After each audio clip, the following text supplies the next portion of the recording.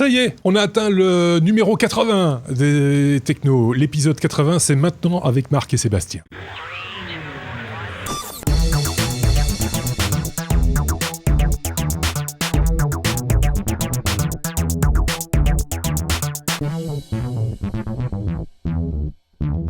Ce sont bien Marc et Sébastien qui commentent cette semaine l'actualité technologique. Sébastien de ce côté-ci, salut Seb. Et puis de ce côté-là, Marc, salut Marc. C'est leur actualité technologique, hein. C'est ce qu'ils ont découvert, vu, suivi sur la toile, à gauche, à droite. On ne parle pas de toute l'actualité technologique, on ne pourrait pas tout suivre de toute façon, et des fois on se rattrape quelques semaines plus tard quand l'information se confirme ou évolue. Et donc en général, les choses importantes sont traitées avec plus ou moins de décalage. Évidemment, toutes ces informations, vous pouvez les commenter, vous le savez, en regard de vidéos sur la chaîne YouTube ou encore en commentaire sur notre blog, lestechno.be ou sur informaticien.be. Ça ne pose aucun problème, encore via Twitter ou Facebook. Le courrier des auditeurs cette semaine était assez nourri, il faut bien le dire. Des petites phrases à gauche, à droite, on ne va pas tout passer en revue, on va juste en citer quelques-uns. Par exemple, par rapport à la chaîne YouTube, Monsieur Loiseau, L'Azo, qui s'interrogeait de savoir s'il allait recevoir ses chaussures. Il faut savoir qu'on avait fait un hors-série concernant la sécurité. Les sites étaient-ils sécures ? C'était la question qu'on avait posée à Sébastien concernant les sites de vente en ligne, par exemple, en particulier même. Et donc, il y a des questions qui se posaient sur j'ai acheté des chaussures sur tel site, est-ce que vous pensez que je vais les recevoir ? Sébastien, on ne peut pas savoir, nous, s'il va recevoir ces chaussures. Par contre, on avait quelques doutes sur la fiabilité du site de marchand utilisé. Oui, voilà, parce que évidemment, je ne peux pas porter un jugement de valeur sur le marchand, peut-être qu'il est très bien. Oui. Le problème sur le site, si on ne le connaît ni d'Ève ni d'Adam, c'est que il n'y avait aucune information, donc il n'y avait pas le nom du marchand, il n'y avait pas de société derrière, pas de conditions générales, etc. Donc au final, aucun moyen de savoir qui est derrière cette société. Si vous entendez un peu d'écho, c'est un petit peu surnaturel, c'est Skype qui nous fait des petites misères de temps en temps, c'est assez particulier, qu'est-ce que vous voulez, c'est comme ça. On continue peut-être, on va essayer de se concentrer, ça va pas être facile.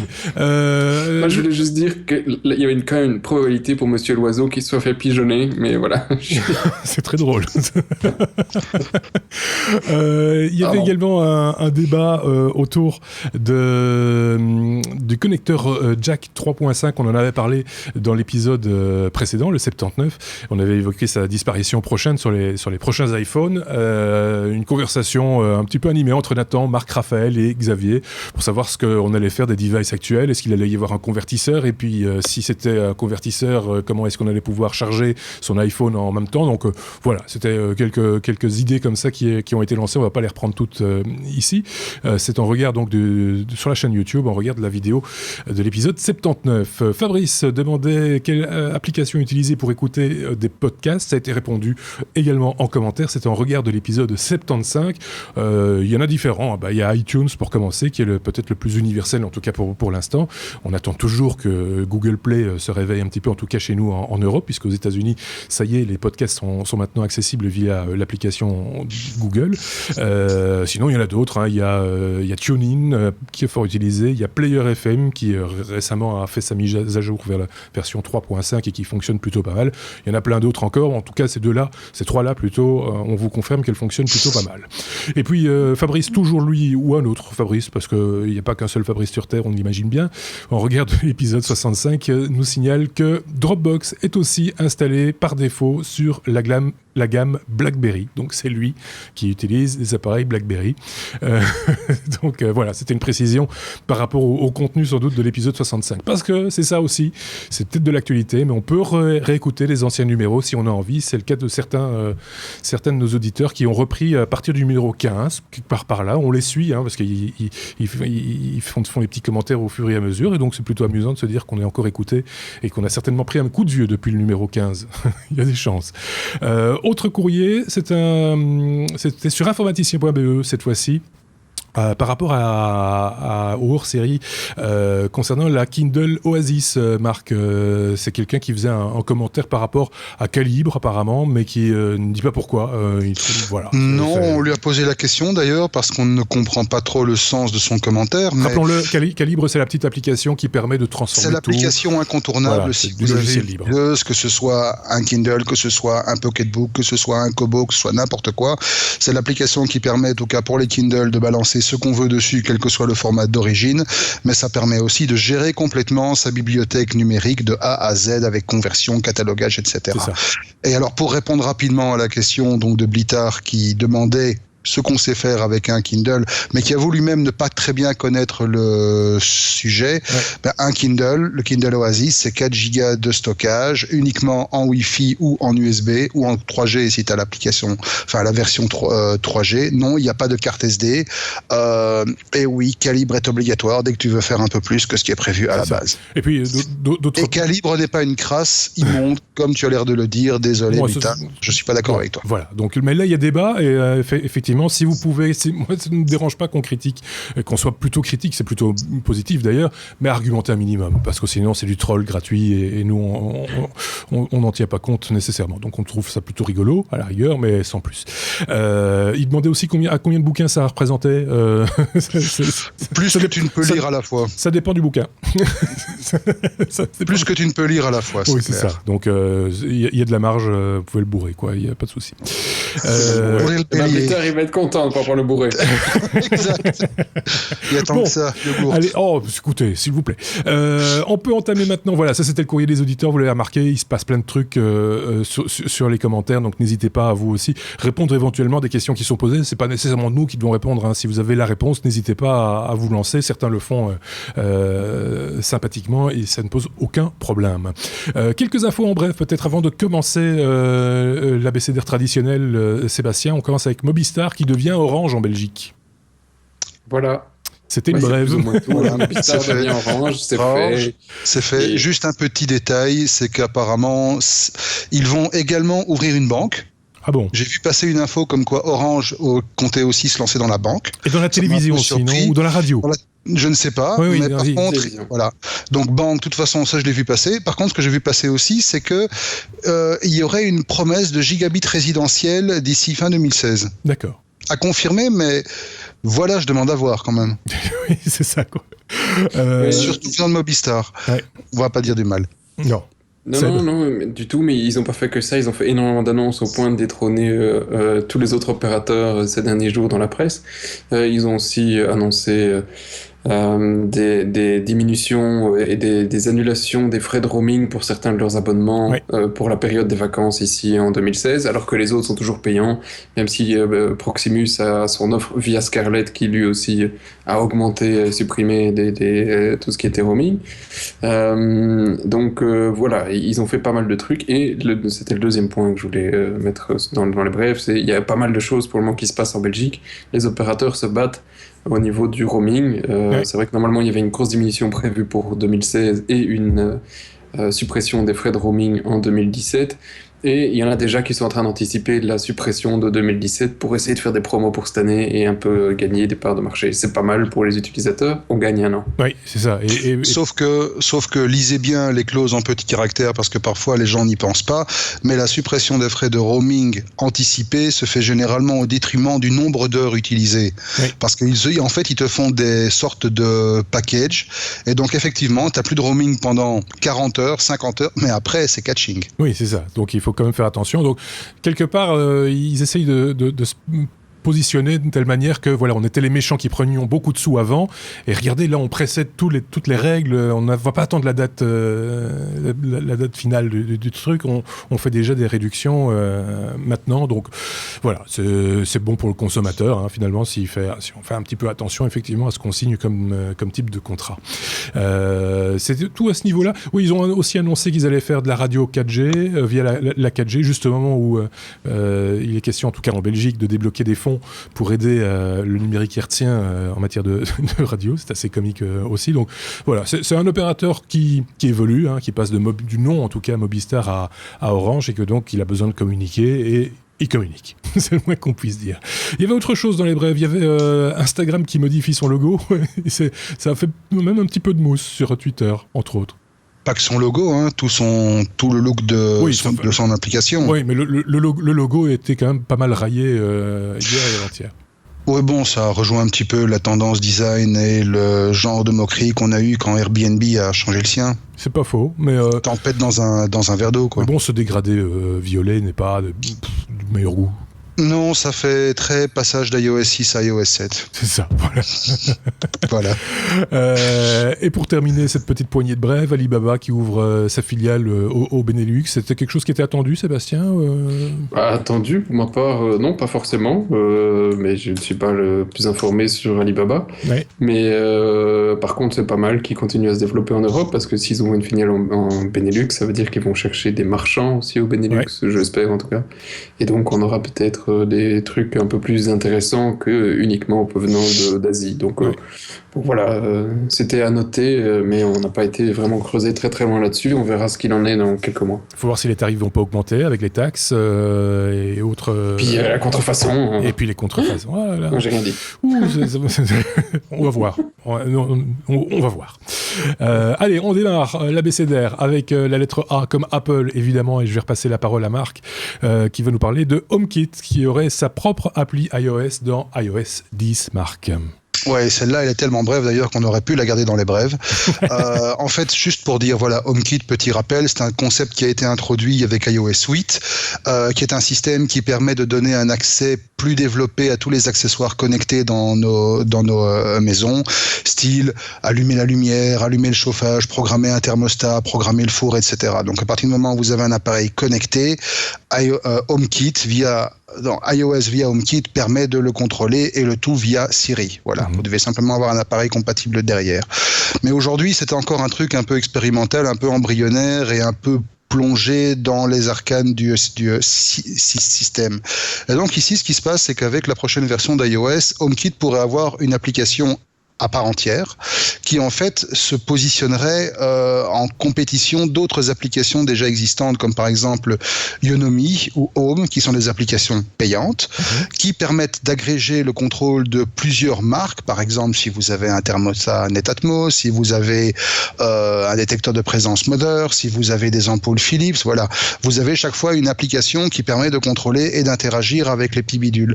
Ici, iOS permettrait d'avoir cette application HomeKit qui serait d'entrée de jeu capable d'interagir avec énormément de produits, parce que de l'aveu d'Apple, même ils sont en train de tester absolument tout ce qui se fait comme produit sur le marché pour que à la sortie de l'application, le plus grand nombre de standards soient supportés. Et donc en fait, voilà, il y aura une application qui permettra, voilà, c'est one application to control them all. Ok, encore une fois une application, enfin un truc à suivre de près ou de loin de toute façon. Hein, ça n'est pas une nouveauté, mais comme d'habitude avec Apple, c'est un truc qui existe, qu'ils reprennent, qu'ils mettent à leur sauce et qui probablement aura une utilisation très pratique au quotidien parce que ce sera bien pensé. Ok, ça va. On passe à la lettre F, F comme Facebook, Sébastien. On reparle de ces fameux bots dont il est question dans Messenger, entre autres, hein, Seb. Oui, et le sujet ici vient d'une lettre ouverte, enfin un article qui vient d'un éditeur de TechCrunch qui lève certaines inquiétudes qui rejoignent un petit peu ce dont j'avais déjà parlé par le passé au niveau de ces bots et de Facebook, et qui un petit peu, allez, presque au début de l'article, nous dit que est-ce que vous vous souvenez de l'époque où tous les gens jouaient à plein de petits jeux sociaux sur Facebook et Facebook n'était que un ramassis d'invitations et de trucs immondes sur votre timeline. Et il dit, voilà, effectivement, maintenant, il y a des bots. J'ai commencé à discuter avec quelques bots. La plupart de ces bots sont complètement débiles parce qu'ils posent des questions simples et ils ne répondent absolument à que dalle. Voilà, ça, c'était une inquiétude qu'on avait soulevée parce que toutes les sociétés ne sont pas prêtes à commencer à créer des bots intelligents. Hein. C'est pas un truc totalement à la portée de tout le monde. Et donc Facebook a vraiment énormément de boulot là-dessus. Et l'autre problématique, il dit, c'est que du coup maintenant, il reçoit des notifications TechCrunch ou d'autres boîtes pour dire bah, tiens, j'ai un nouvel article, tu viens le lire. Il dit bah, c'est mon truc qui sonne comme si j'avais reçu un message d'un ami. Et c'est une notification d'une entreprise, d'un site web, c'est un bot. Ça n'a pas la même valeur à mes yeux. Et au final, c'est en train peut-être de décrédibiliser l'application de messagerie qui est pourtant utilisée par près d'1 million d'utilisateurs. Donc il dit, Facebook fait un pari sur son application Messenger pour essayer d'en tirer des profits, parce qu'on n'amène pas les entreprises pour le plaisir, on en amène les entreprises pour soutirer de l'argent à un moment ou à un autre. Et il dit, voilà, ils font un pari, et est-ce que ce pari fera fuir une partie de la communauté sous Messenger?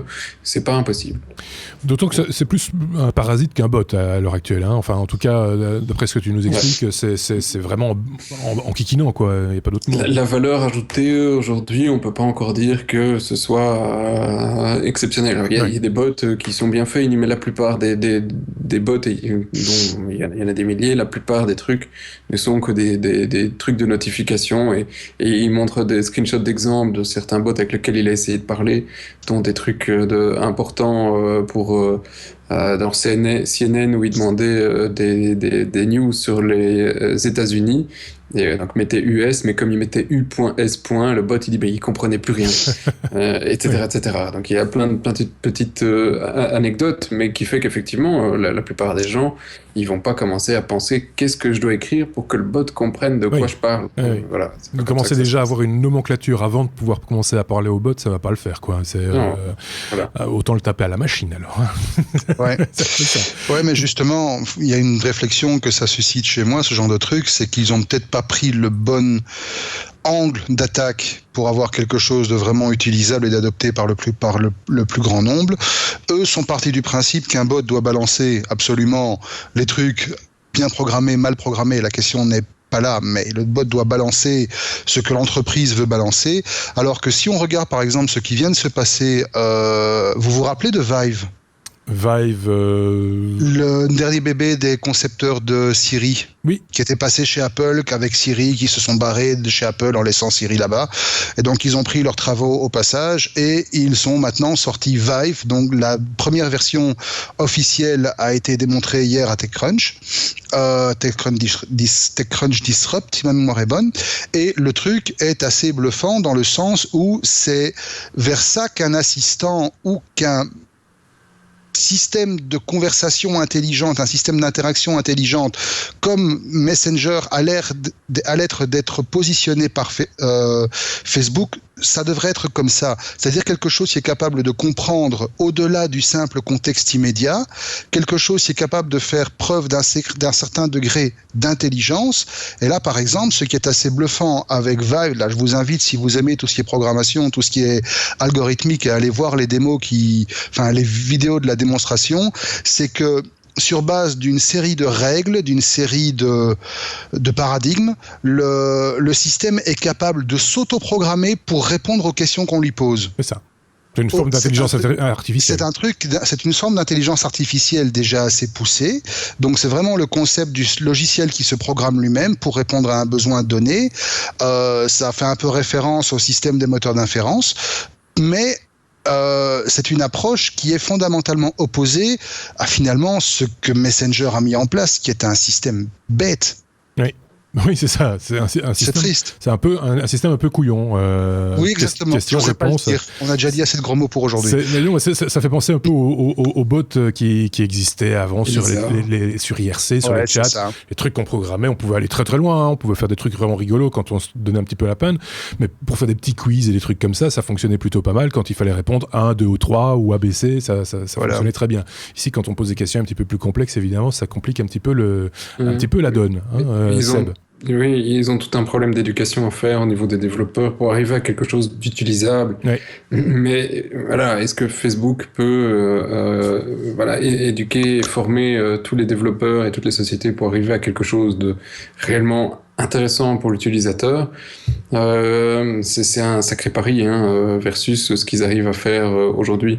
Donc c'est tout à leur honneur s'ils essayent, mais voilà, quel est le côté mercantile versus ce que ça va apporter à l'utilisateur. Je pense qu'on est au niveau aujourd'hui des bots de ce que les jeux étaient à l'époque sur Facebook. Oui. Réellement, là, je rejoins le journaliste sur son avis. Mais ça ne veut pas dire que c'est à bannir. Il y a des évolutions à faire. Oui, il faut évoluer. Enfin, il faut évoluer. Enfin, je vais essayer de mettre les mots dans le bon ordre dans la phrase. Faire évoluer peut-être le concept en même temps que les applications qui vont avec. Dire, tiens, voilà, ça on est capable de faire. On le fait plutôt bien jusqu'à ce niveau-là. Donc ça peut servir à ceci. Et puis un step suivant. Tiens, ça, avec ça, on va pouvoir aller un petit peu plus loin. Et ça, on est sûr qu'on le fait très bien. Mais ne pas directement proposer des choses qui ne tiennent pas la route, quoi. Hein, j'ai pas de bêtises. Hein, Non, c'est bon. Ok.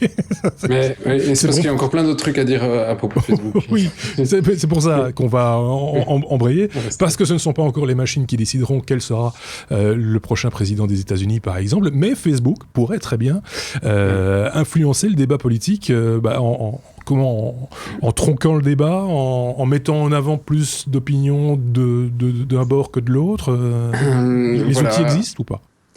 Alors, c'est un peu pire que ça, avec Facebook maintenant est une source de T-News, et c'est eux qui veulent non pas seulement agréger et faire le truc je partage sur Facebook ma news, mais ton contenu est au niveau de Facebook pour certains médias, en primeur sur Facebook, géré par Facebook, etc., etc. Et donc ils ont une série de trends, donc de tendances sur ce qui est lu et ce qui doit être donc pour les utilisateurs dans les actualités, et donc ces tendances sont aujourd'hui éditoriales. Donc il y a vraiment des gars qui suivant effectivement les vues, vont mettre l'un ou l'autre article plus en avant par rapport aux autres.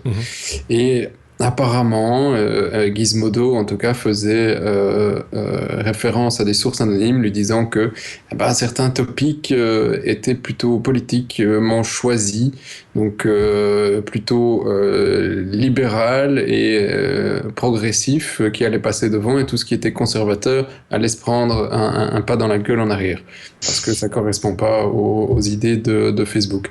Alors Facebook a réagi, Facebook a nié tout en bloc, en l'occurrence en disant mais non, il y a des règles éditoriales, blablabla, tout est beau, tout est propre, tout est gentil. Alors, peut-être qu'effectivement tout est beau, tout est propre, tout est gentil. J'en reviens toujours à ce que je dis ces derniers temps sur Facebook. Ils ont des trucs qui sont très intéressants. Techniquement, ils font des prouesses, donc je salue tout ce qu'ils font de ce côté-là. Par contre, d'un point de vue éthique, d'un point de vue libre, ces libertés, je trouve qu'on va dans le mur, aussi bien au niveau de la communication, parce qu'ils agrègent tout au niveau de leur serveur. Si Facebook meurt demain, on n'a plus aucun moyen de communication. Les jeunes ne savent plus comment ils vont envoyer un message à leurs parents. Il n'y a plus Messenger, il n'y a plus WhatsApp, comment on va faire ? Au niveau presse, je m'inquiète aussi de voir le contenu débarquer là, de la même manière que le contenu live débarque là. Je veux dire, qu'est-ce qui reste d'autre ? Et il y a un article qui était très intéressant que j'avais lu cette semaine d'un prisonnier politique dans un pays d'Afrique qui disait « Moi, voilà, je suis resté 6 mois en prison pour mes opinions. Et quand je ressors, j'ai un peu l'impression que avant il y avait l'hyperlien et j'étais dans mon blog, j'écrivais mon truc et ça se partageait, et maintenant tout ça a disparu. Les jeunes, ils savent même plus ce que c'est un lien. Oui. Ils ont Facebook. Alors ils poussaient un peu dans le truc, mais c'est pas tout à fait faux. Hein. Non, c'est pas faux du tout. Il y a une génération, et on l'avait déjà dit d'ailleurs, qui considère que Internet c'est Facebook, par exemple, qui n'ont pas Internet, ils ont Facebook, mais pour eux c'est Internet, c'est leur univers se cantonne à la sphère bleue d'Internet, de Facebook. Comme à une époque, tu avais les gens qui croyaient, encore maintenant d'ailleurs, que Internet c'est Google. Oui, par exemple, c'est une espèce de limitation, et très honnêtement, ces opérateurs, que ce soit Google, Facebook et d'autres, ont tout intérêt à ce que les gens fonctionnent un petit peu comme ça, hein, soyons clairs. Mais voilà, c'est un peu, c'est triste. Alors effectivement, après, quand on entend dire de la part de Mark Zuckerberg qu'il aimerait bien que les médias viennent mettre leur contenu sur Facebook directement, oui, forcément, ça va dans le même sens, hein, dans la même idée. Tout ça est un petit peu dangereux pour l'avenir, on va dire, pour la pluralité des opinions, etc. Pour la pluralité, pour plein de choses, et même pour la technique. Moi, d'un point de vue technique, je trouve ça stressant que tout soit au niveau d'une même infrastructure, tout le web, parce que tu pètes Facebook, j'ai plus d'amis. J'ai plus de mes photos, j'ai plus... Il y a tout. Enfin, réfléchissez 5 minutes ce soir avant d'aller vous coucher. Tout ce qui passe par Facebook. Tout ce qui passe par Facebook et tout ce qui fonctionnerait plus autour de vous si Facebook disparaissait. Même quand vous n'êtes pas addict à Facebook, soyons clairs. Même quand vous n'êtes pas addict à Facebook, il y a eu ce truc qui est rentré dans nos vies, avec notre aide aussi, il faut bien le reconnaître, on l'a laissé faire de bon gré. Et maintenant, il y a plein de choses. Moi, je ne suis pas un malade de Facebook, j'y vais surtout pour des raisons professionnelles aussi la plupart du temps, mais ça n'empêche. J'ai un mur, j'ai des gens, des amis, je vois des gens qui fêtent leurs anniversaire et des choses du genre. Et donc, il y a plein de choses maintenant qui passent par là, de la communication aussi, un peu instantanée, un peu plus rapide que d'envoyer un SMS ou de passer un coup de téléphone. Enfin, bref, plein de raisons que vous connaissez tous, évidemment. Pardon ? Même des podcasts. Même des podcasts qui passent par là, vous vous rendez compte. Donc voilà, c'est plein de choses que vous connaissez aussi, mais il faut de temps en temps, c'est vrai, ouvrir les yeux et se poser les bonnes questions. D'ailleurs, les gens qui quittent Facebook, on a l'impression que d'ailleurs, j'ai entendu cette expression de suicide social. Donc ça, c'est quand même assez grave. Ce qui s'est fait aussi cette semaine, mais on n'en parlera pas forcément. On va pas forcément parler de vrai suicide physique, on va dire, mais je trouve ça assez violent. Enfin, les mots ont un sens. De suicide social, quand on a décidé de ne plus utiliser Facebook, je trouve ça assez excessif. Mais c'est excessif, mais ça l'est. Je connais un ami en l'occurrence où effectivement on était dans le groupe d'amis et il a décidé de couper tous ses comptes sociaux. Eh bien, je serais curieux de reprendre la vingtaine d'amis qu'on côtoyait tous ensemble, avec qui il a aujourd'hui encore des contacts. Moi, je n'ai plus entendu parler de ce gars depuis des années, du coup. Ouais. Même chose. Oui, tu vois. Même chose, tout à fait. Et moi, j'en connais qui ont essayé. C'est un suicide. Et qui n'ont pas réussi. Ils ont tenu 3 mois, 4 mois, et puis après, ils sont revenus. Il y a une addiction aussi forte que la cigarette. C'est pas une question d'addiction, c'est vraiment le fait de manquer d'un canal de communication qui est devenu aussi naturel à notre époque que l'est la parole, le courrier écrit, l'email, etc. Quand je parlais d'addiction, c'était justement pour la partie l'effet de manque, pas l'effet de voir des éléphants bleus et voilà. C'était plus par analogie par rapport à l'éléphant bleu, à l'effet de manque quand on ne sait plus que fait un tel ou tiens, ce serait pas l'anniversaire de Trucmuche aujourd'hui. Enfin, c'est vrai qu'on souhaite beaucoup plus souvent des anniversaires aujourd'hui parce que moi les dates je les oublie toujours, donc dans ce cadre-là c'est plutôt pratique, il faut le dire. Bon allez, on continue, on avance parce que faut pas non plus. On est déjà à la lettre F. Ah oui, on est déjà à la lettre G. G comme Google, Marc. Et si vous développiez pour Android par exemple, ce serait une bonne idée ça.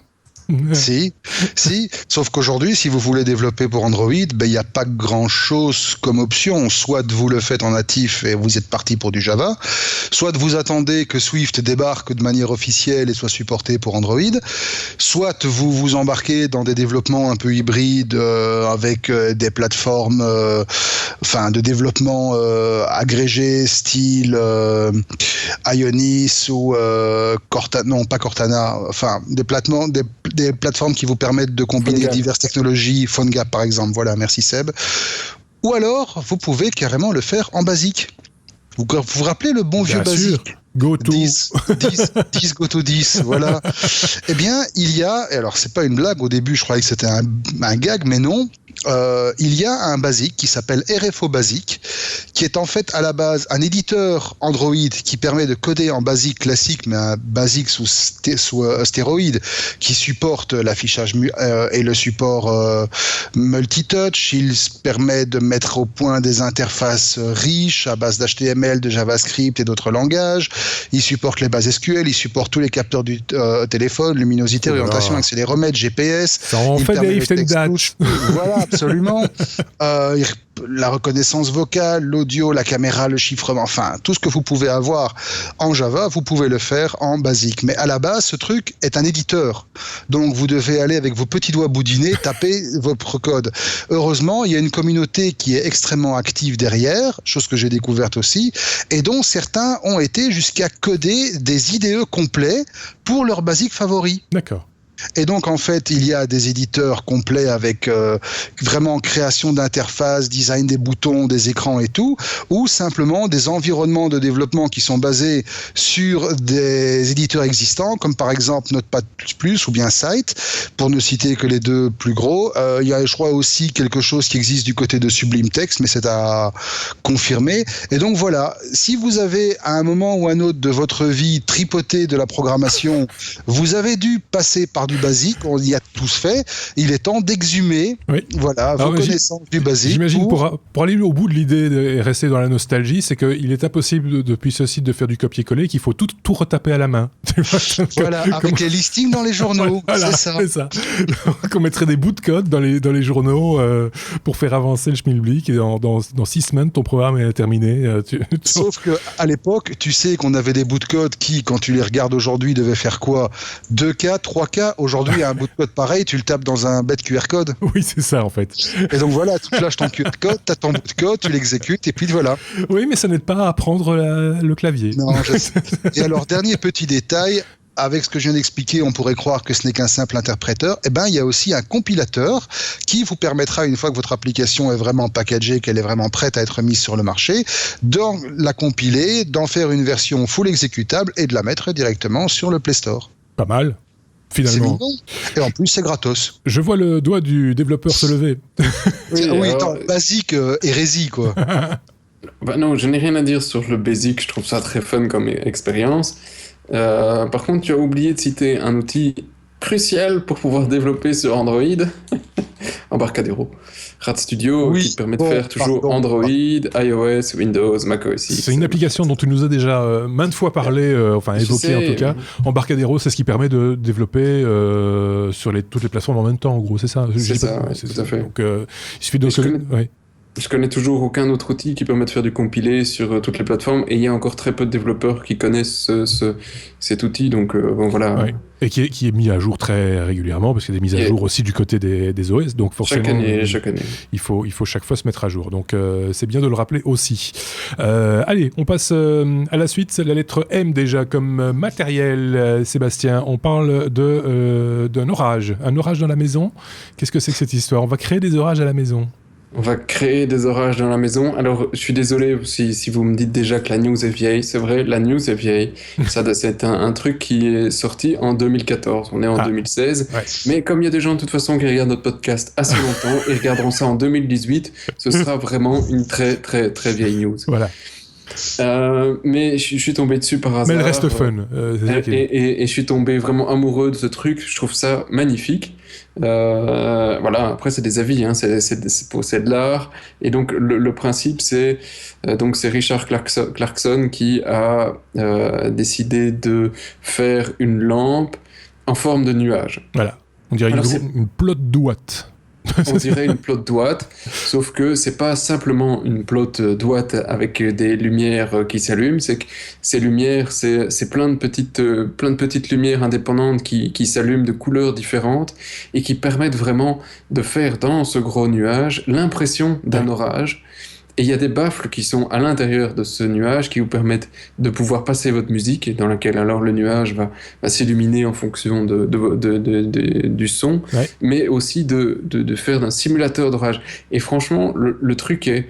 je trouve que c'est un peu trippant. Bon, je me souviens plus du prix, mais je pense que c'était horriblement cher. Oui, si, je peux le retrouver, Marc. Mais il y a des boîtes françaises qui font aussi ça pour beaucoup moins cher, mais sans les baffes, je pense. Et là, c'est plus j'allume, j'éteins. Ouais. Ici, c'est vrai qu'on est sur entre 3 et 4 000 $. Ah, donc c'est de la lampe. Quand même, ouais. C'est de l'art, quoi. Ouais. Mais il a la version Tiny, le Tiny Cloud, qui lui est à $600. Un tout petit nuage. Un tout petit nuage, voilà. Mais le vrai gros... Ouais, le vrai gros, le classique, on va dire. Entre 3 et 4 000 boules. Ah oui, quand même. Claude, on mettra le lien sur le... Oui, et alors c'est Richard Clarkson. C'est Claude. Ouais. Mais c'est vrai que c'est bien limité. Enfin, on a vraiment l'impression de voir un nuage une soirée d'été, quand vous voyez l'orage arriver au loin, qu'il ne pleut pas encore. Là, sur la terrasse avec le petit Exactement. apéro, Exactement. Tu vois le truc, quoi. Ouais. Oh oui. Ça me fait penser que c'est bientôt l'été, que votre podcast va tout doucement se calmer durant la période estivale, mais on aura l'occasion d'en reparler. Voilà, donc pour un petit côté nostalgie, entre guillemets, mais Sébastien a envie d'en parler, il avait raison d'en parler. Marc, on reste dans la lettre M comme matériel pour parler d'Asus et de Windows 7 qui ne font pas ou qui ne font plus bon ménage, manifestement. Qui n'ont pas fait très bon ménage, et ça à cause d'une mise à jour de Windows. Pour être précis, la mise à jour KB 313.39.77, comme ça c'est fait, voilà, qui a en fait eu pour effet de transformer Windows 7 en logiciel non reconnu, en système d'exploitation non reconnu par les modules UEFI des cartes Asus. Alors, on va faire un petit rétropédalage pour expliquer tout ça. Ouais. Pour les moins techno d'entre vous, à la base, une carte mère contient un programme, ça s'appelle le BIOS, c'est-à-dire le truc qui va gérer l'interfaçage du matériel avec le logiciel, à savoir généralement le système d'exploitation, Windows, Linux, etc. Le BIOS, c'est l'ancêtre, c'est le truc de base qui est écrit en assembleur, qui n'est pas tellement modifiable, qu'on peut flasher de temps en temps, mais le truc, voilà, stable, bien établi, mais voilà, pas très souple. De ce fait est né un truc qui est appelé UEFI, qui veut dire Unified Extensible Firmware Interface, qui en fait définit une sorte de BIOS plus modulaire. Il n'est plus écrit en assembleur, il est écrit en C, il est plus facilement maintenable, il est plus facilement extensible, il est plus facilement adaptable. L'un des avantages de ce UEFI, c'est qu'il supporte une fonctionnalité qui est appelée le Secure Boot. Secure Boot, c'est quoi? Ça permet de définir quels sont les systèmes d'exploitation qui sont autorisés ou pas pour faire démarrer le truc. D'accord. Et donc, ce qui s'est passé avec la fameuse mise à jour KB machin chouette que Microsoft avait faite, c'est que cette mise à jour rend Windows 7 non reconnu. En fait, pour être plus précis, Windows 7 passe de l'état de système sécurisé à système non sécurisé. Un système non sécurisé ne peut pas être exécuté par le Secure Boot, qui l'interdit et qui bloque tout. Et donc, en fait, tout ça était embêtant, mais pas dramatique, dans la mesure où cette mise à jour n'était pas obligatoire. Jusqu'au jour où Microsoft l'a rendue obligatoire. Et où tout un paquet de personnes qui utilisaient des cartes mères Asus avec UEFI plutôt que BIOS, donc des cartes mères récentes, ont vu simplement qu'il n'était plus possible de démarrer Windows. Voilà. C'est un peu couillon. Oui. Le problème était facilement résolu dans la mesure où il suffisait de se rendre dans les réglages de la carte mère et de désactiver l'option Secure Boot, mais il n'y a pas beaucoup de gens qui y ont pensé d'entrée de jeu, donc le support de Microsoft a été inondé, le support de Asus aussi. Le support d'Asus a assez bien réagi. Microsoft a fait la sourde oreille pendant un certain temps, et je ne sais même pas si à ce jour, le truc a été résolu par une autre mise à jour. Voilà. C'est quand même assez impressionnant de voir qu'il est possible d'arriver à de telles extrémités, parce que finalement, c'est un parc de matériel assez conséquent, manifestement, qui, effectivement, qui se retrouve un petit peu transformé en cale-porte, quoi. C'est un gros cale-porte, hein. Oui, c'est du gros cale-porte, là. Oui, mais ça peut être de grandes portes aussi. Allez, on passe à la lettre... On était où? À la lettre M, donc on passe à la lettre P, une première fois. P comme PayPal, Marc, pour parler de PayPal, qui ne protégera pas contre, ou plus contre du crowdfunding pourri. C'était le cas avant, hein. C'était le cas avant, effectivement. Si vous aviez le malheur d'investir avec PayPal dans un crowdfunding qui n'aboutit pas, ou qui se révèle être une arnaque, ou qui, pour diverses raisons, tombe à l'eau, eh bien, vous bénéficiez avec PayPal d'une protection à hauteur du capital que vous aviez investi. Mais à partir du 26 juin prochain, c'est fini. Donc, en fait, cette protection des achats qui couvrait la partie crowdfunding saute. Et pourquoi? Parce que PayPal estime que cette protection n'est pas cohérente vis-à-vis des risques et incertitudes associés à la tendance. Et donc, on ne peut pas garantir 100% du retour sur investissement. Et donc, en fait, PayPal prétend avoir contacté toutes les plateformes qui font du financement afin d'influencer ces plateformes pour qu'elles poussent les créateurs de projets à être plus transparents dans la communication des risques qui sont inhérents à ce genre de choses. Alors, je ne sais pas si c'est quelque chose qui a été fait effectivement ou c'est du pipeau pour le marketing, mais toujours est-il que la chose est effective. Donc, à partir du 26 juin, si vous backez un projet sur Kickstarter, sur Indiegogo, en payant par PayPal, sachez que si le truc se casse la gueule, il y a un risque que vous ne récupériez pas vos billes. Oui. Avant, c'était le cas. Maintenant, c'est fini. Est-ce qu'il ne serait pas de bon usage de la part de ces différents sites, que ce soit Kickstarter, Indiegogo ou KissKissBankBank, etc., de peut-être prendre une marge un petit peu plus importante sur le financement pour constituer une caisse de réserve qui permettrait d'assurer, entre guillemets, les différents projets? C'est totalement illusoire? Alors non, c'est pas illusoire, et il me semble, je ne me rappelle plus duquel, mais il me semble qu'il y a un des sites de crowdfunding qui prélève effectivement un pourcentage sur les montants qui sont financés pour créer des assurances, pour prendre une assurance en cas d'annulation. Les assurances couvrant des cas extrêmement spécifiques, évidemment, si le truc se révèle être une arnaque totale. Ouais. Voilà, bon, on se rappelle le truc sur lequel on avait tous bavé de joie, nous tous les hommes, le rasoir laser, qui était parti chez Kickstarter, qui s'était cassé la gueule, qui allait chez Indiegogo, qui s'est cassé la gueule, maintenant on sait plus où il est. Si c'est un truc comme ça, voilà, l'assurance servira à rien, c'est mort, c'est mort. Par contre, si pour une raison ou pour une autre, indépendante de la volonté des porteurs de projet, le truc se casse la gueule, ce petit pourcentage qui est prélevé sur les dons permet de financer une assurance qui s'engage à rembourser les backers. Donc non, c'est pas totalement illusoire. Maintenant, est-ce que la manœuvre de PayPal vise à se dédouaner parce qu'ils ont déjà eu des problèmes par le passé avec des litiges de remboursement sur certains projets un peu sensibles, ou est-ce que c'est pour vraiment faire bouger les choses dans le bon sens et essayer de responsabiliser quelque part les plateformes de financement où on voit, c'est vrai, parfois débarquer des trucs, mais on se demande comment ça peut exister. J'ai encore vu l'autre jour sur Kickstarter un truc pour un aquarium. Le type qui veut financer, il veut faire un aquarium. Ouais, celui qui avait fait un morceau de caoutchouc de la forme d'un iPhone aussi. Oui, et le type qui s'était foutu de la gueule de Kickstarter en finançant une salade de pommes de terre. Aussi, tu te rappelles effectivement. Donc, bon. C'est grand n'importe quoi. Donc là, il y a quelque chose. Mais voilà, c'est de la responsabilité, c'est du dédouanement, c'est de la protection. Il y a probablement un petit peu de tout ça. Ouais. Simplement, rappelez, vous faites du Kickstarter, à partir du 26 juin, il n'y a plus. Oui, c'est ça. Donc, il y a peu de protection. Et puis, peut-être aussi parce que PayPal, c'est pas une société d'assurance. Exact. Il faut chacun son métier en quelque sorte. Donc, c'est assez logique. Leur positionnement est assez logique, effectivement. J'avais dit qu'il y avait deux P. Il y a P aussi pour P comme prisonnier, Sébastien, puisque tu vas nous parler de prisonnier en réalité virtuelle. Je ne suis pas un numéro, je suis un homme libre. Voilà, et c'est une expérience journalistique, encore une. Tu vois, cette semaine, j'étais un petit peu dans d'autres sphères que les habitudes. Et donc, c'est une expérience du journal The Guardian, qui est un laboratoire de petits trucs journalistiques, sympathiques et technologiques. Et ici, tu sais que la réalité virtuelle, j'en parle relativement souvent, j'aime ça, et ils ont fait un truc, alors que je vais quand même couper Windows qui me demande de rebooter ma machine, on va rester avec vous. Donc, The Guardian ont fait tout un travail sur les prisons. Ouais. Alors, c'est des prisons américaines et le but étant de vous faire ressentir ce que subissent les prisonniers en restant enfermés dans des cellules d'isolement. Je confirme que ça ne doit pas être la prison de Forêt parce que c'est beaucoup trop propre. Voilà. Tout de suite. Pas de politique dans ce blog.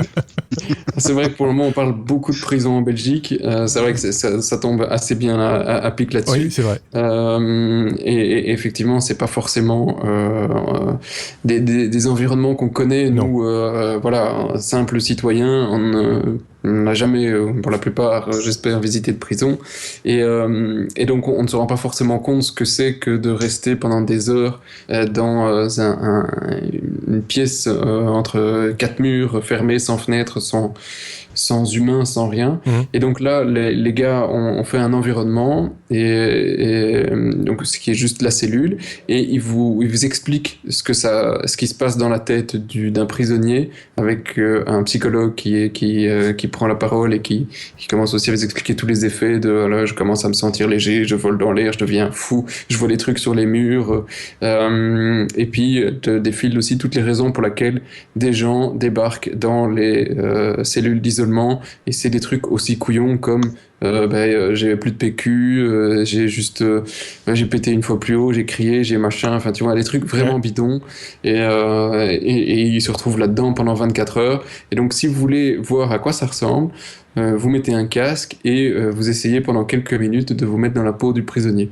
Alors si vous n'avez pas de casque, vous pouvez toujours regarder la vidéo en 360, mais l'expérience est évidemment bien différente sans casque. Et en plus, normalement, en prison, on n'a pas de GSM. En principe. Mais c'est mamie qui téléphone. Non, parce que chez toi, ça sonnait, c'est pour ça que c'est mamie qui téléphone. C'est le jeudi mamie téléphone. Hein, c'est toujours comme ça.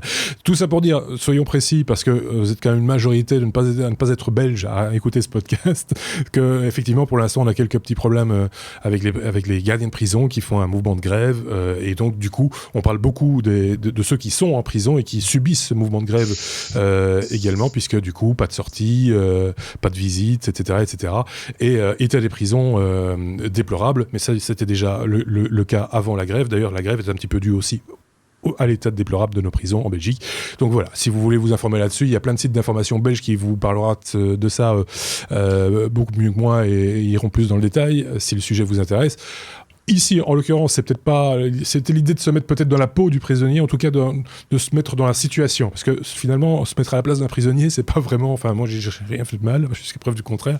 Donc, voilà. Mais c'est vrai que c'est intéressant de se rendre compte que il y a peut-être des limites aussi à pas dépasser. C'est pas parce qu'on a fait une connerie dans la vie que pour autant, on doit être traité comme de la merde ou comme un animal, quoi.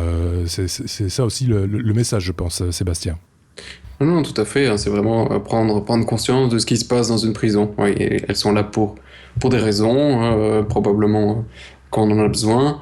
Mais voilà, dans certains pays, on a plus tendance à balancer en prison les gens pour des bêtises que dans d'autres pays et essayer de trouver des solutions alternatives. Ce que je voulais surtout souligner par cet article, c'est en dehors de tout l'aspect humain sur les prisons, c'est l'excellente initiative du Guardian, parce que effectivement la VR, on en parle énormément ces derniers temps, mais c'est des trucs qui sont assez inaccessibles. Voilà, on parle de casques qui peuvent atteindre les 1 000 €, et c'est surtout pour des gamers, des geeks, etc., etc. Mais Monsieur Tout le Monde va pas acheter aujourd'hui un casque VR pour aller jouer devant sa console, hein. Je vois mal ça chez les gens autour de moi. Par contre, pour faire ce genre d'expérience, pour regarder, pour visiter une ville à l'étranger, donc sans bouger de son salon, et donc du tourisme, et pour vraiment ce type de journalisme qui pour moi est vraiment très intéressant, eh ben, ça peut se faire pour que dalle, pour 20 €, parce que c'est un bout de carton qu'il vous faut et des lentilles. Et il y a le Google Cardboard qui vient justement d'arriver, je pense, en Europe, en vente officiellement de la part de Google. Il y a plein d'autres trucs en carton vendus sur plein de boutiques en ligne. Pour pouvoir le faire, ça coûte 20 balles, quoi, ou même pas, pour y avoir accès. C'est vrai en tout cas, les plus pionniers en termes de journalisme, j'allais dire 2.0, mais presque 3.0, cherchent de nouvelles voies narratives, que celle-ci en est une parmi d'autres. Hein. Il y a d'autres manières de faire également, mais c'est intéressant, effectivement. C'est une application, un champ d'application de la réalité virtuelle qui peut avoir un réel intérêt, parce que ça en dit long, effectivement, sans doute plus long qu'un article, en l'occurrence ce type d'expérience. Ça ne va pas avec tout, évidemment, mais voilà. Bonne pioche, bien vu, je vais dire, mon beau garçon. Ah, je vois l'index de Marc qui s'élève. Oui, juste pour signaler un tout petit détail par rapport à la VR matérielle, c'est que la Google I.O. est dans pas très longtemps, et il y a de plus en plus de rumeurs qui font état de l'apparition, de la présentation, tout quoi, de Android VR, qui serait un casque de réalité virtuelle bien supérieur à ce que Google a fait jusque maintenant avec le Cardboard, et qui serait à hauteur égale avec les Gear VR et les autres casques de cette catégorie. D'accord, donc là aussi une affaire à suivre. On a la date encore en tête, non, de Google I.O. Pour savoir un petit peu quand nous allons en parler dans le podcast. Du 18 au 20 mai. Donc on en parlera encore ce mois-ci normalement. C'est la semaine prochaine. C'est la semaine prochaine. Donc normalement dans le 81e épisode, on reviendra sur cette info où on la développera dans l'épisode suivant. Donc on ne perd pas ce genre de choses de vue. Si vous, de votre côté, vous avez des informations qui nous auraient échappé, ou si vous suivez la keynote de présentation de Google I.O., n'hésitez pas à revenir vers nous avec vos bonnes informations, ou vos intuitions, ou votre avis, etc. C'est le bienvenu. Toujours aussi, ça alimente aussi le podcast des technos. On est à la lettre T comme transport, et ça c'était l'actu high-tech mais grand public de la semaine, j'ai envie de dire. C'est l'Hyperloop. C'est le Fruit Loop. c'est la manière dont c'est la manière dont on va se déplacer dans pas longtemps, Marc. Oui, alors Hyperloop, petit rappel, c'est l'une des boîtes qu'a créé Elon Musk. C'était ce projet un peu fou de créer un système de transport qui se déplace à des vitesses proches de la vitesse du son dans des tubes presque sous vide pour éviter le maximum de le maximum de friction. Depuis lors, Elon Musk est passé à Tesla, SpaceX, etc. Le monsieur est hyperactif, donc il n'arrête pas. Et donc Hyperloop est devenu une entreprise. Non, est devenue 2 entreprises en fait, concurrentes. Donc l'une des deux, Hyperloop One, a non seulement annoncé le bouclage d'une levée de fonds de 80 millions de dollars au rang desquels la SNCF a mis des pépettes, c'est quand même pas mal, mais ils ont fait leur premier essai grandeur nature, alors sur une piste de 1 km seulement, sans avoir communiqué officiellement, bon le truc a eu lieu hier, donc il faut un peu attendre que ça décante, mais sans avoir de résultats réels, effectif sur la vitesse atteinte par le bidule, mais ils ont déjà annoncé que d'ici décembre prochain, ils vont refaire un nouvel essai où ils espèrent atteindre les 1200 km/h. Quand même. Voilà. Alors, ça, c'est sur des rails. Oui. D'ailleurs, là, si vous regardez la petite vidéo, vous voyez le truc, vous voyez clairement, c'est un chariot sur des rails. Il s'agissait ici de voir si le projet tenait la route et si techniquement le truc n'allait pas péter en l'air avec la force de poussée. Ouais. Rappelons quand même que les personnes qui vont être dedans vont quand même risquer de surmanger 1 ou 2 G, même si les accélérations sont assez progressive, j'ose l'espérer, sinon c'est la confiture de fraises qui va arriver. Mais vite, au moins ça c'est déjà ça. Et alors il y a une autre société qui s'appelle Hyperloop Transportation Technologies, qui travaille sur une solution concurrente mais très similaire, mais elle non pas basée sur des rails, mais sur de la sustentation magnétique. D'accord. Voilà. Par contre, apparemment, ils ont déjà signé des accords avec le gouvernement slovaque pour étudier la possibilité de relier la Slovaquie à l'Autriche et à la Hongrie avec la technologie maison. Ce qui est rigolo, c'est qu'il pourrait, pour la sustentation électromagnétique, il pourrait récupérer une ancienne voie qui existe, qui était une voie prototype entre la France et la Belgique, ou à la frontière française du côté du Nord-Pas-de-Calais, qui était un monorail en béton. Je ne sais pas si vous vous rappelez de ce machin-là. Et c'était très très prometteur. Là aussi, la SNCF a investi manifestement beaucoup d'argent, et puis du jour au lendemain, ils ont retiré toutes leurs billes. Le projet est resté dans les cartons, et il ne reste plus que quelques éléments comme ça encore visibles le long de l'autoroute de là, hein, si je ne dis pas de bêtises. Vous pouvez voir ce monorail qui existe toujours, sur lequel maintenant il y a des graffitis, mais voilà. Donc c'était juste une petite parenthèse que je voulais faire. C'était l'avis de tonton en l'occurrence. C'est bien d'avoir des vieux dans le podcast. Tu sors. Merci Sébastien. On a tout dit sur ce mode de transport. Ça me faisait aussi penser au système des... Vous savez, comme il y avait à la poste avant, comment on appelle ça, les pneumatiques ça existe toujours, hein, ça existe toujours. Les... c'est ça. C'est un petit peu le même principe. Hein, voilà. Supermarché avec ton pognon aussi. Oui, c'est ça. Aussi. C'est rigolo. Allez, on passe à la lettre W. Et non pas encore le what the fuck de la semaine, mais W comme WhatsApp. Sébastien, pour parler de WhatsApp qui débarque en application desktop. On se demande bien à quoi ça va servir. Envoyer des messages. Oui, ça, on s'en doute. Moi, je pensais que c'était plus... Enfin, c'est quand même plus une application mobile qu'autre chose, quoi. Mais le problème, c'est qu'il y en a d'autres qui débarquent sur les plateformes en desktop, et donc eux aussi veulent voir leur petite application desktop. C'est la guerre pour le moment sur les applications de messagerie, et WhatsApp donc veut faire une application, ils l'ont déployé, une application, un client Mac et Windows qui permet de faire exactement la même chose que leur client web, qui est encore assez récent quand même. Il ne faut pas croire qu'il est autonome, c'est toujours lié à votre téléphone. Si votre téléphone n'est pas connecté, vous n'avez rien. Donc le truc est quand même encore un petit peu, comment dire, limité, hein, moi je trouve, par rapport à WhatsApp. Hein, donc tu t'as pas un compte unique et une fois lié à ce compte, tu peux continuer à discuter. Non, ça passe par ton téléphone. Si t'as pas ton téléphone, t'as pas WhatsApp. Ouais. Et donc voilà, maintenant c'est possible sous Windows, sur Mac, c'est un peu tout ce que ça fait. Voilà, bon, c'était bien de le dire aussi, ça existe. Donc est-ce que ça va être utile ? C'est pas à nous de le dire, ça c'est clair. Allez, la lettre W comme what the fuck, hein, comme chaque semaine maintenant. On commence avec Marc. Pourquoi ne pas construire votre propre CPU dans votre salon ? Bien sûr, évidemment. Mais rigole, il y en a un qui l'a fait. Ah oui. Il s'appelle James Newman, c'est un Anglais, il habite à Cambridge et c'est un type qui travaille dans l'électronique, donc il sait un peu de quoi il parle. Et il s'est mis en tête il y a quelques années d'en apprendre un peu plus sur le fonctionnement interne d'un CPU, sur les transistors, sur la manière dont les choses sont architecturées. Oui. Et donc sa curiosité l'a amené un peu loin parce que depuis 2 ans, il s'est lancé dans la construction de son propre CPU qu'il appelle le mégaprocesseur. Ouais. Alors le truc est quand même assez hallucinant.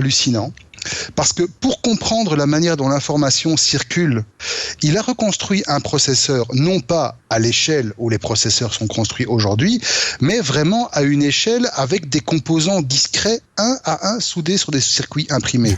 Donc c'est un truc de fou. Ouais. Alors aujourd'hui, le système embarque 15 300 transistors, occupe une surface de 15 mètres carrés, bouffe 500 watts et a la vitesse hallucinante de 0,00002 GHz. C'est rigolo. Enfin, ça sert strictement à rien, mais c'est didactique. Oui, c'est didactique. Et encore plus parce qu'il a couplé chacun des transistors qui constituent l'architecture du système avec une LED. Et donc, on voit en temps réel la manière dont l'information circule dans les registres, dans les bases, etc. C'est assez hallucinant. Si vous allez sur le site dont on vous a mis le lien, c'est le site du monsieur, il y a des vidéos, il y a des images, c'est le truc le plus hallucinant que j'ai vu. C'est un projet de passionné, mais ça décortique vraiment la manière dont un CPU fonctionne au niveau le plus élémentaire. Donc si vous avez une petite affinité au niveau électronique et que vous avez envie de piger comment ça se passe dans votre petite bébête, dans votre smartphone, dans votre ordinateur ou quoi, allez voir, ça vaut vraiment la peine. Si vous avez fait vos études d'électronique dans fin des années 80, comme c'est mon cas, vous allez reconnaître les portes logiques. C'est rigolo. C'est rigolo, c'est très rigolo. Ça sert à rien, mais c'est rigolo. Mais ça peut être aussi un outil didactique. Donc c'est totalement indispensable en fait. Et c'est beaucoup plus beau lorsque c'est inutile. Exactement, ça consomme quand même. 500 watts. Bon, allez. 500 watts pour 2 Hz, faut le faire quoi. Il y a encore un what the fuck supplémentaire. Et là, je vais passer la parole à Sébastien pour parler de Lego. De Lego qui se mange. Oui, alors on en a parlé il n'y a pas longtemps de Lego qu'on pouvait faire avec de l'Internet des objets. Eh bien, ceci... c'est de la bouffe, hein, des objets. Franchement, il faut aller voir le blog du mec. Ouais. On vous mettra le lien, évidemment. On vous en parle. Et si vous avez plutôt l'occasion, venez sur la vidéo sur YouTube ou sur Facebook, que sais-je. C'est hallucinant de voir comment un mec avec quelques pièces de Lego arrive à vous faire une pizza. et franchement, quand on regarde sa pizza, ça y ressemble. Hein. C'est presque appétissant. Honnêtement, sa pizza, sa boîte de sushi, sa volaille, sa banane, son machin, le mec, il fait enfin voilà, c'est hallucinant de réalisme et tout ça à base de Lego, hein, parce que franchement, vous pouvez regarder la pizza pendant 10 minutes et essayer de trouver une pièce qui n'est pas standard. C'est pas évident, hein. Effectivement. C'est vraiment des pièces Lego. Ouais. Donc on pourrait... Alors, moi, je me rappelle de la news où il y avait quelqu'un qui avait, à l'aide d'une imprimante 3D, imprimé des pizzas, d'un autre qui avait imprimé des pièces de Lego. Donc, ils doivent se rencontrer absolument avec ce troisième. pour ça imprimer Ça me fait penser à un autre fou furieux des Lego qui a recréé une quinzaine de photos ultra célèbres, style Neil Armstrong sur la Lune, style l'ouverture des temps modernes de Chaplin, style la fameuse scène du baiser, style des images iconiques, quoi. Ouais. Voilà, avec des Lego, et c'est bluffant. Et alors, petite référence pour ceux qui aiment les Lego, il y a un site incontournable qui s'appelle Brother Bricks, où vous avez des réalisations, mais excusez-moi encore une fois le terme, mais c'est le what the fuck à tomber le cul par terre, tellement c'est beau. En particulier, en ce qui concerne, par exemple, les éléments de Star Wars, il y a de très belles maquettes en Lego qui existent. Et donc voilà, ça fait rêver tout le monde, même les grands enfants que nous sommes. Bien sûr, le geek aime les Lego. Et le geek a faim aussi, des fois, la preuve, Sébastien, n'hésiterait pas à en manger. Elle est belle cette pizza, on la boufferait. Maintenant, ça peut être indigeste. Ça peut être très très difficile à digérer, effectivement. Ça fait penser au fils d'une collègue ou sa fille, je ne sais plus, qui fait des plats, des recettes, mais avec de la pâte à modeler. Et donc elle publie après les photos sur Facebook, on y revient à Facebook, ça donne faim.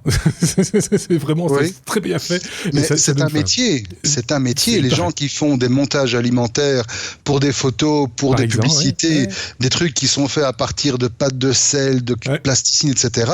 Effectivement, c'est un métier, mais c'est un art presque. Alors, je voudrais pas casser le fils. C'est le fils de ta collègue. Le fils de sa fille, je ne sais plus. Ouais. Voilà, mais il existe tout simplement des machines, mes filles en ont une, dans laquelle tu bourres la pâte à modeler comme un bourrin, et puis que tu presses, c'est peut-être ça en fait. Tu découpes juste un petit peu, tu enlèves, et ça te fait un truc magnifique. Hein. C'est juste des moules en fait. C'est peut-être ça qu'il utilise, moi j'ai pas vu la méthode. Il triche. Peut-être qu'il triche en fait. Il triche. On s'est un petit peu écarté de nos sujets. C'est naturel monsieur, c'est du naturel. C'était le 80e épisode des Technos, il y en aura d'autres évidemment, il y a des hors-séries qui s'en viennent également. Il me reste à remercier Sébastien. Merci Sébastien, à très bientôt. Merci plus un à Marc qui est un petit peu souffrant pour l'instant et qui était malgré tout présent. Voilà, bon pied, bon oeil. J'ai envie de dire. Bon pied, bon oeil. Merci beaucoup. Un œil. Un œil. À bientôt. Au revoir. Salut.